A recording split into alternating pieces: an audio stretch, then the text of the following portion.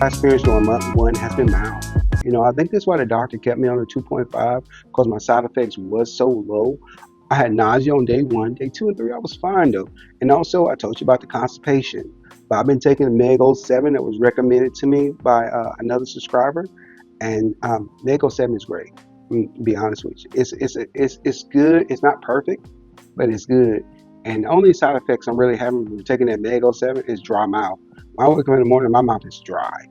And I'm like, it didn't start until I started taking that Meg 07, and I read that it takes fluid out of your body and push it into your colon and oxygenate, do something like that, and cleans out your colon that way, which is very unique. I like it. I'm gonna keep taking it. I just drink more water. It seems like when you take the Meg 07, just drink plenty of water when you take it. And I think it said that on the instructions. So I just need to slow down, read the instruction better, and just stay on it. If you haven't tried Meg 07 yet, it's in the link below. Go ahead and get your bottle. If you're on the GLP-1, you need some type of fiber. I got two fibers that I use a lot. Okay, one fiber, Facilian husk. I put that in almost everything. I put it in my smoothie. I even put it in my tuna salad. When I make my tuna salad, I put Facilian husk in my tuna salad. I like the way it tastes. And then the Omega 7. I think those two combinations is great. If you're a tea drinker, the selenium tea that I recommend, it'll definitely get you moving. So constipation is a side effect, but we got tools to use to kind of calm that down. Okay. The nausea, stomach pain. I want to say in week three, when I took that third shot in week three, across my stomach felt, I guess I would say it felt kind of tight. I don't know. It felt like a tired. I don't know if a muscle can get tired, like if your stomach can get tired, but it felt tired across my colon. And I think that's called a transverse colon. I'm not a doctor or anything, but I think it's called a transverse colon. I felt kind of tightness up in there, but it left. I went to sleep, woke up, it was gone. So other than that, I haven't had any side effects, but I'm on the lookout for side effects now. So I'm watching out for any eyesight changes because I think Ozempic has some eyesight issues. So I'm watching out for that. But on this 2.5, I haven't felt anything major. I haven't, besides the constipation, a little gassy. That's gone. The gassiness is gone. I don't feel gassy no more. So that's great. So as far as the side effects on month one, just take some for the constipation. Make sure you stay hydrated. Make sure you're taking your electrolytes while you take this medication, and also just focus on eating smaller meals and doing a window. I do a window. Like I don't eat every time I'm hungry. I do a window. I do an eating window. Like I got a 16-hour eating window that I eat with it. It's not super strict like a 12-hour, but 16 hours is fine. A lot of time I don't eat breakfast. I skip and say that to lunchtime. So as a side effects on month one, just take the fiber supplements for constipation. Make sure you stay hydrated. Make sure you're working out and walking. Walking is so important to get the bowel moving, to get your lymphatic system moving, and also lifting weight, resistance training. I started resistance training. I don't have a workout coach yet, but I don't need no workout coach. I got it. I got my workout routine. I got an app I use to track my workouts and to track how much weight I use. It's a great app. I'll put that in the link below. It's called Train, and what it lets you do is let you put in your rep, your weights, and have different workouts that you do. It's just monitor the workout and keep track of your workout, especially when you're resistant training or walking. And also, I got an Apple Watch so I can keep track of my steps and also keep track of my workouts. And those have all been beneficial to me and helped me along this journey. All right, next, my health and fitness journey. All right, so since starting GLP-1, month one, I am more active than I was on day one. I kid you not. When I went to my first doctor appointment, I could not walk. Like I can walk, I'm not. I can walk now. I can walk, but it's very difficult to walk. And what I mean, I had this little padding that had come between my legs. It felt like a little fluid pack or flat pack, but I couldn't close my legs all the way. It was weird. So my feet was out like this. Felt like I was walking like a penguin, y'all. And then my back would lock up so bad. I used to be in the kitchen, and for me just walking into the kitchen and trying to clean up the kitchen, I gotta do dishes. I used to lean over the sink all the time because my back was hurting so bad. And sometimes when I'm cooking for the kids, my back is hurting. I'm tired. I tell you about walking from my building to the car, well, my car to the building, forgetting my badge in my car and having to walk back. Like I felt like my spine was on fire. and I was tired. Like, and people that are small, they don't understand what I'm talking about, being overweight, being obese, and you can't do the simple things like walking. It's a challenge and it's hard to do, and it takes so much out of you to walk. So it was terrible. I couldn't walk. I was tired. My body was locking up. I'm not to take breaks. Oh God, can't believe I'm saying this. I had to, in my employment, I'm a supervisor, so I do job interviews for people to come into the office. So I had to walk to get the new applicant at the front desk. And by the time I walked from my office to the front desk, first I took like 3 stops along the way to get there. And walking back with the applicant back to my office, y'all, I was in so much pain. Oh my God. And I was playing it off. And I pushed myself and pushed myself to get back to my office. And by the time I got to the conference room, let me tell you, I was out of breath, tired, and I was dripping in sweat.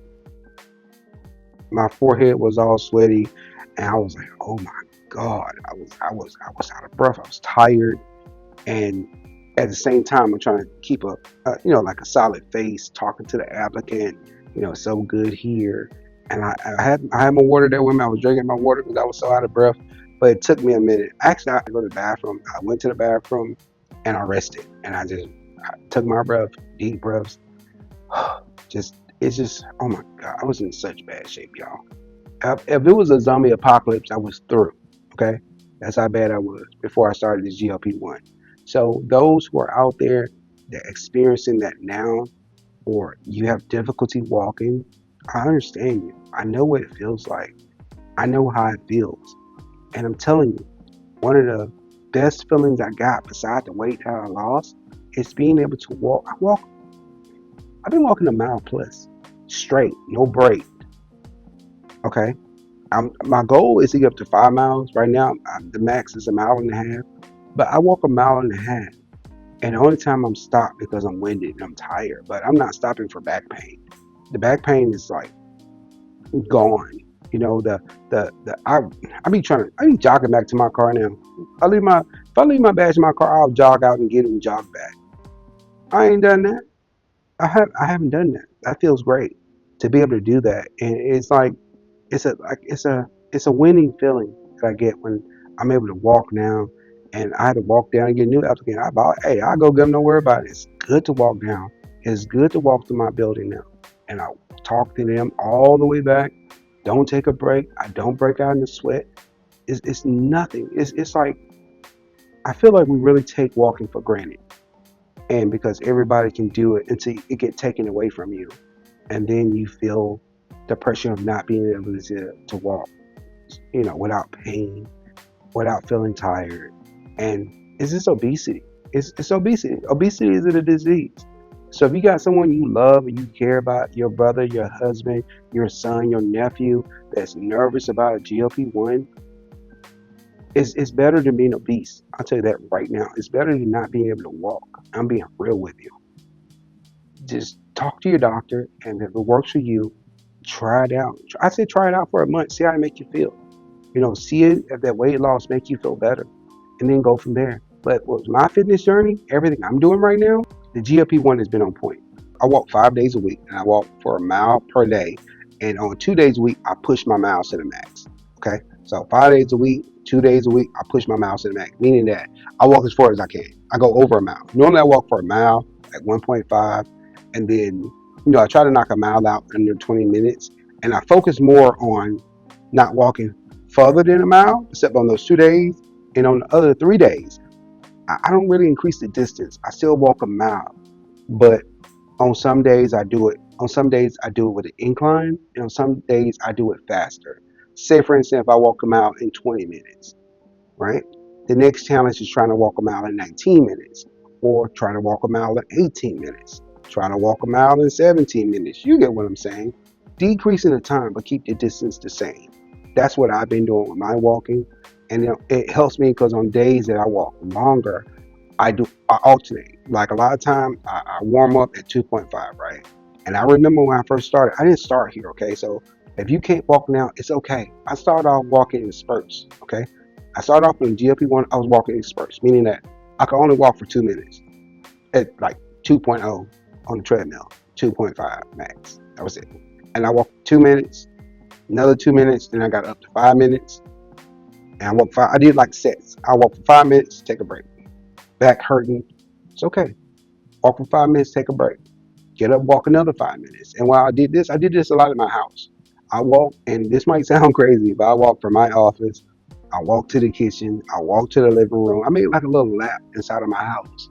And I'll look at my watch, and I would look at the time, and I will walk around my house like in circles. Look crazy. My cat look at me. You know, I got cats. I got cats and a dog. My cats look at me, and they'll looking at me walking around. I'll walk around the kitchen, just walking around. I do my laps. My wife looking at me like, "What's wrong?" I said, "I'm getting my workout in." She's cool. She's supportive. But I did that, and when I stopped, 5 minutes, I rested. I got the ice pack, put it on my back because my back is in pain. And I did sets of that. I would do it one time, then I do it again. I was doing like 3 sets, getting at least 15 minutes of walking, right? And when I got finished, hey, I put the ice pack on. This is before I even went to the gym. I would get the walk in at the house. I couldn't walk far, but I did what I can do. As long as you can do what you can do, you can grow to do something more. Your body progresses over time. Don't push yourself too hard, okay? Like me, I keep my Apple Watch is on the charger now, but I keep my Apple Watch. I don't like my heart rate to go over 150. That's just me. Somebody might be different. They might their heart rate up to 200, 175. I'm not doing that. I'm not pushing myself hard. My heart rate at 150. I'm slowing down. I'm taking a break. No, I'm not doing that. I'm not. And that's the thing about trainers. I don't agree with trainers because sometimes trainers can hurt you.